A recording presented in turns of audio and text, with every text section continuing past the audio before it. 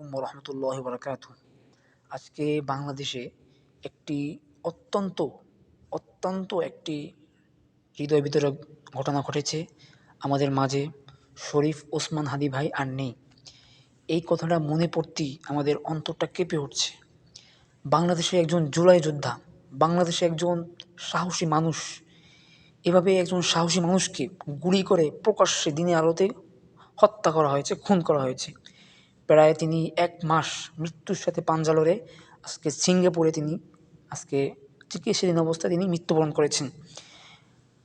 বাংলাদেশ সরকার খুনিকে ধরতে ব্যর্থ হয়েছে এবং আইন উপদেষ্টা, স্বরাষ্ট্র উপদেষ্টা যারা বাংলাদেশে গদিতে বসে শুধু চেয়েছে এটাকে দেখেছে। এটার কোনো দ্রুত আইনি পদক্ষেপ নেওয়া হয়নি। যেহেতু বাংলাদেশে ভারতের এম্বাসি রয়েছে, সেহেতু আমরা দাবি জানাচ্ছি, পুরো ১৮ কোটি মানুষ দাবি জানাচ্ছে শরীফ ওসমান হাদী ভাইয়ের খুনিকে যতক্ষণ পর্যন্ত ধরে না দেওয়া হবে ততক্ষণ পর্যন্ত আমরা এটার আন্দোলন চালিয়ে যাব ইনশাআল্লাহ।